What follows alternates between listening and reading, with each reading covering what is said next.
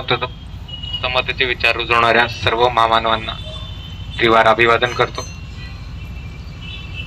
इथे मंचावरील उपस्थित सर्व मान्यवर, तशाच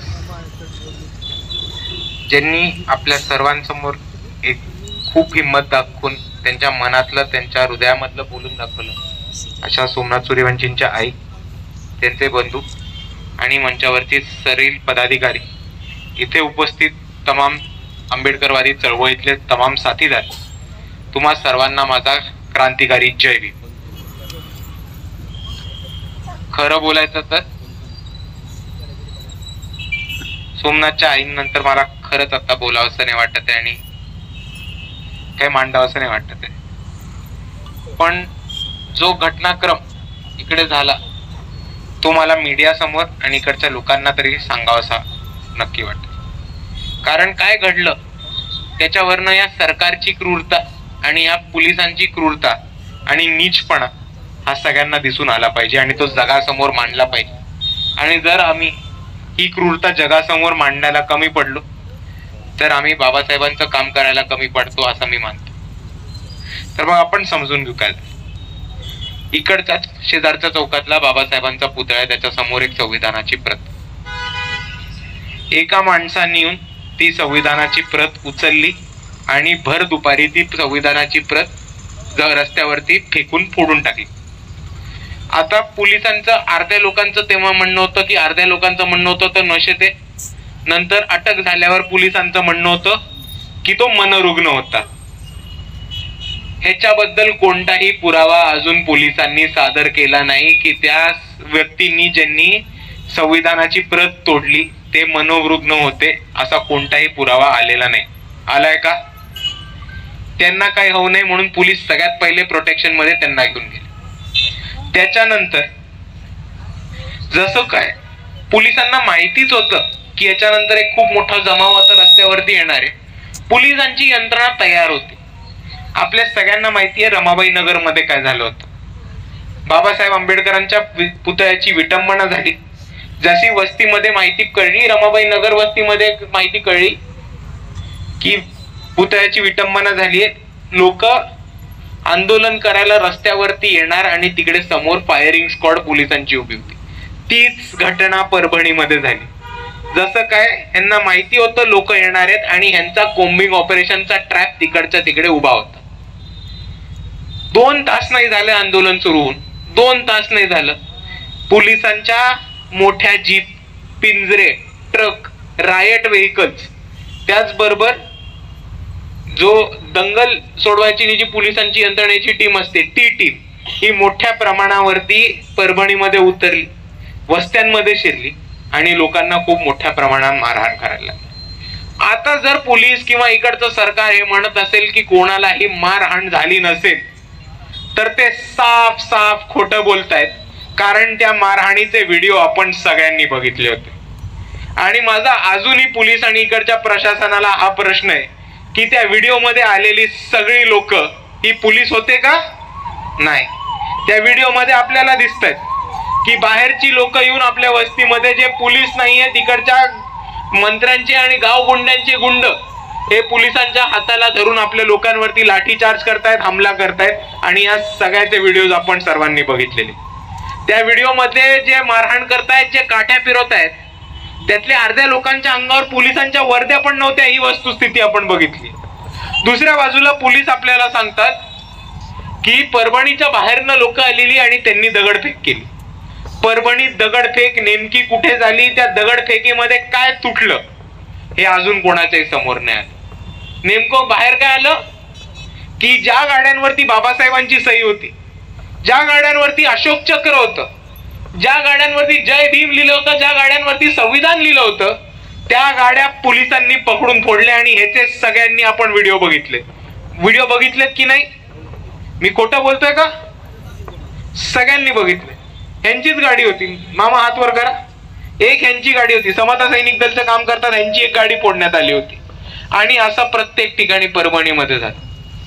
त्याच्या दुसऱ्या दिवशी आम्ही इकडे आलो. सकाळी पुण्यावरनं निघालो, दुपारपर्यंत परभणीला पोहोचलो. सगळ्यात पहिले आपल्या पदाधिकाऱ्यांची बैठक घेतली. मग आम्ही पंचशील नगरमध्ये गेलो, प्रियदर्शी नगरमध्ये गेलो. पहिल्यांदा प्रियदर्शी नगरमध्ये एक खूप दुःखद घटना जी आमच्या कानावरती आली ती म्हणजे पोलिसांनी एका प्रेग्नंट बाईला रस्त्यावरती लोळून महिला पोलीस नसताना काठीने तुडवण्यात आलंय आणि ही दुःखद घटना आम्हाला सांगण्यात आली. तसंच इतर आपल्या भागांमध्ये जाऊन इतर लोकांना भेटून काय काय प्रकारचे क्रूर हल्ले झालेत हे समजून घेतले. रात्री पोलीस हॉस्पिटलमध्ये गेलो, पोलिसांना भेटायच्या आधी हॉस्पिटलमध्ये गेलो. तिकडे 2 लोकांनी ताईंचा उल्लेख केलाय, मानवटे ताईंना भेटायला गेलो.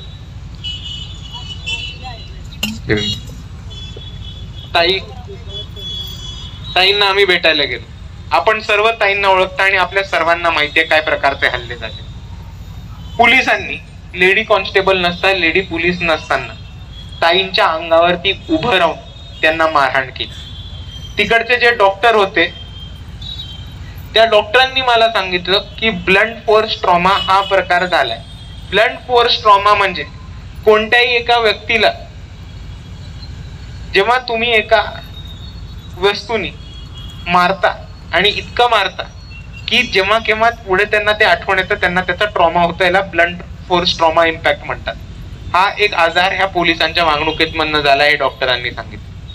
त्याच्यानंतर आम्ही कलेक्टरला भेटायला गेलो आणि कलेक्टरला भेटायला असताना इकडे वंचित बहुजन आघाडीचे पदाधिकारी सगळे तुम्हाला सांगतील की दादांचं खोटं हे कलेक्टर आम्हाला आमच्या तोंडावर बोलले होते की आम्ही कोणालाही मारलं नाही. आम्ही मानवटे ताईंना भेटलो, आम्ही कमीत कमी 100 अशा पीडितांना भेटलोय ज्यांच्यावरती पोलिसांनी लाठीचार्ज केला होता. आणि मग कलेक्टरनी जेव्हा आमच्या तोंडावरती आम्हाला खोटं सांगितलं की आम्ही कोणालाही हात लावला नाहीये, त्याच्यानंतर सोमनाथ सूर्यवंशींचा कस्टोडियल डेथ झाली किंवा त्यांचा पोलीस कस्टडीमध्ये मृत्यू झाला, त्यांचा मर्डर झाला.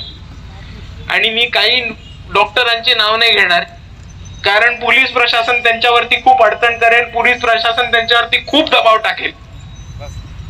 पण खास करून त्या 3 डॉक्टरांचा आणि वंचित बहुजन आघाडीच्या वकिलांच्या टीमचा मी खास करून धन्यवाद करतो की त्यांनी केलेल्या कामामुळे आणि त्यांनी बरोबर बाहेर आणलेल्या पोस्टमॉर्टममुळे हे तरी जगासमोर आलं की परभणीचा कलेक्टर 1 नंबरचा खोटारडा आहे.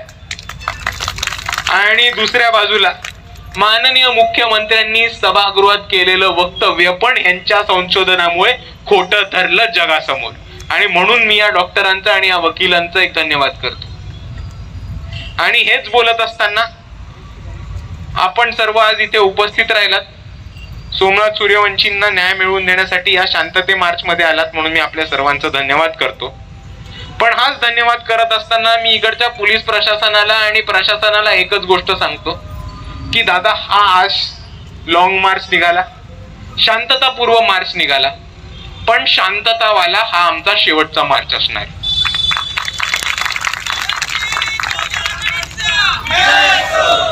याच्यानंतर सोमनाथ सूर्यवंशींसारख्या घटना घडल्या, परभणी सारख्या कोम्बिंग ऑपरेशनच्या घटना घडल्या किंवा जर सोमनाथ सूर्यवंशींना न्याय मिळाला नाही तर कायदा व्यवस्थेला जी होईल त्याच्यासाठी इकडचे आंबेडकरवादी जबाबदार नसतील हे आपण सर्वांनी लक्षात ठेवा. आणि दुसऱ्या बाजूला मला माझ्या बांधवांना हे सुद्धा सांगायचंय की सोमनाथ सूर्यवंशींच्या हत्येनंतर नवीन प्रकरण सुद्धा सुरुवात झालेली होती, ते पण आपल्याला सांगतो. आपल्याला माहिती असेल की परभणी ते मुंबई एक लॉंग मार्च निघाला होता की नाही? निघाला होता का? निघाला होता. तो मुंबईला पोहोचला का? नाही, मुंबईला पोहोचला नाही. सोमनाथ सूर्यवंशींना न्याय मिळाला का? नाही. पण तो मोर्चा पण पोहोचला नाही. तर नक्की काय झालं? काही आपल्यातले दलाल स्वतःची नेतेगिरी उभी करायला सोमनाथ सूर्यवंशींच्या साठी एक लॉंग मार्च घेऊन परभणी ते मुंबई निघाले. जशी लोकांची संख्या मागे मागे पडत गेली, जसे पोलिसांचे टप्पे टोलवे ऐकायला लागले, जरा जिकडे पोलिसांची डेअरिंग करायला लागली, धतिंग करायला लागली किंवा पोलिसांची अंगावर घ्यायला लागलं, तेव्हा ह्या सगळ्यांची फाटली आणि हे मागे मागे चालायला लागले. आणि म्हणून हा जो लॉंग मार्च परभणी मधनं सोमनाथ सूर्यवंशींच्या न्यायासाठी निघाला होता तो मुंबईला पोहोचलाच नाही. आणि ह्या सर्व दलालांना मी एकच गोष्ट सांगू इच्छितो की तुम्हाला नेतेगिरी करायची आहे, बिंदास करा. तुम्हाला नेता व्हायचंय, बिंदास व्हा. तुम्ही चांगलं काम केलं तर वंचित मधनं तिकीट द्यायची जबाबदारी माझी. पण जर तुम्ही एका शहीदाच्या मयतीवरती तुमचे दलालीची नेतेगिरी उभी करायला सुरुवात केली तर हा समाज तुम्हाला कुत्र्यासारखं तोडवल्याशिवाय राहणार नाही, एवढं लक्षात ठेवा.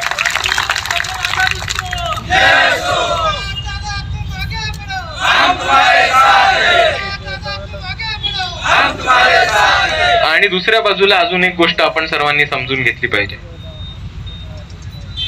की आता एक नवीन वारं या देशामध्ये राजकारणामध्ये व्हायले. जेव्हापासून वंचित बहुजन आघाडीची सुरुवात झाली आणि जेव्हापासून आपण आंबेडकरवादाची ताकद परत एकदा महाराष्ट्रामध्ये उभे करून दाखवली, इथे सगळ्यांनाच आंबेडकरवादी बनायचा असा खूळ सुटला. आणि त्याच्यामुळे आपल्या चळवळीचं नुकसान होतं हे सुद्धा आपल्याला समजून घेतलं पाहिजे. ज्या पक्षांनी बाबासाहेबांना भंडारा गोंदियामध्ये पाडलं, ज्या पक्षांनी बाबासाहेबांना मुंबईमध्ये पाडलं, ज्या पक्षांनी बाबासाहेबांना भारतरत्न द्यायला इन्कार केला, त्या पक्षाची लोक आज सगळीकडे बाबासाहेबांचा फोटो घेऊन फिरतात, निळे टी शर्ट घालून फिरतात. आणि आपण बघितलं असेल की सोमनाथ सूर्यवंशींच्या हत्येनंतर ही लोक सोमनाथ सूर्यवंशीच्या घरी सुद्धा आली होती. ह्याच्या आधी कधी आपण राहुल गांधींना परभणीमध्ये बघितलं होतं का? या घटनेनंतर आली. त्याच्यावर मीडिया समोर जाऊन सगळीकडे जाऊन राहिले की सोमनाथ सूर्यवंशी दलित होता, एका दलित पोराची हत्या झाली. आता ह्या काँग्रेसवाल्यांचं आंबेडकर वादाबद्दल आकलन इतकं छोटं आहे की ह्यांना हेच वाटतं की एक माणूस आंबेडकरवादी तर तो दलितच असणार 100%. आणि काँग्रेसची भूमिका हेच चालू आहे की सगळ्यांना दलित ठरवून प्रत्येकाला दलितत्वाकडे घेऊन जाऊन काँग्रेसी बनवणं. पण दुसऱ्या बाजूला हा एक वंचित बहुजन आघाडी बाळासाहेबांचा पक्ष असा आहे जो कोणत्याही जाती समूहात असला तरी त्याला आंबेडकर वादाकडे घेऊन जायचं काम करतो. आणि त्यातले एक सोमनाथ सूर्यवंशी होते. म्हणून मी राहुल गांधींना परत एकदा ह्या स्टेजवरनं आवाहन करतो की सोमनाथ सूर्यवंशी एक वडार समाजाचे होते, सोमनाथ सूर्यवंशी हे वंचित बहुजन आघाडीचे होते आणि त्याच्यावर महत्वाचं सोमनाथ सूर्यवंशी आंबेडकरवादी होते. तुम्ही अजून काहीही वेगळं म्हणून त्यांचा अपमान केला तर इकडचे आंबेडकरवादी खपवून घेणार नाहीत, हे आपण समजून घेतलं पाहिजे. आणि दुसऱ्या बाजूला आपण सर्वांना एक गोष्ट ठरवलं पाहिजे की आपल्या समोर दोन पर्याय आहेत. एका बाजूला एक जे दलित म्हणून आपल्याला दलितत्वाकडे घेऊन काँग्रेसकडे घेऊन चालले, आणि दुसऱ्या बाजूला एक आहेत जे सगळ्या जाती समूहांना एकत्र करून आंबेडकर वादाखाली घेऊन चालले. आपल्याला कोणता पर्याय पाहिजे?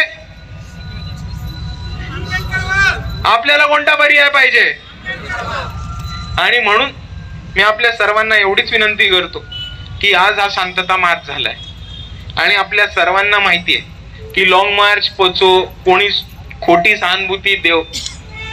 सोमनाथ सूर्यवंशींसाठी न्याय मिळवण्यासाठी बाळासाहेब आंबेडकर हे स्वतः मुंबई हायकोर्टाच्या औरंगाबाद समोर स्वतः वकील बनून उभे राहिले आणि सोमनाथ सूर्यवंशींना कोर्टाच्या मार्गात रस्त्याच्या लढाईतनं न्याय मिळवून द्यायचं काम हे वंचित बहुजन आघाडी सतत करत राहील. ताई, आम्ही कायमस्वरूपी तुमच्या बरोबर आहोत. बाळासाहेब आंबेडकर, वंचित बहुजन आघाडीचे सगळे तळागाळातले कार्यकर्ते हे तुमचा बरोबर आहे आणि आजपासून आम्ही सर्व तुमच्या बरोबर आहोत. म्हणून तुम्ही काळजी नका करू. काही लागलं तरी हक्काने आम्हाला सांगा. तुमचा परिवार खूप मोठा आहे, तुम्ही काळजी नका करू.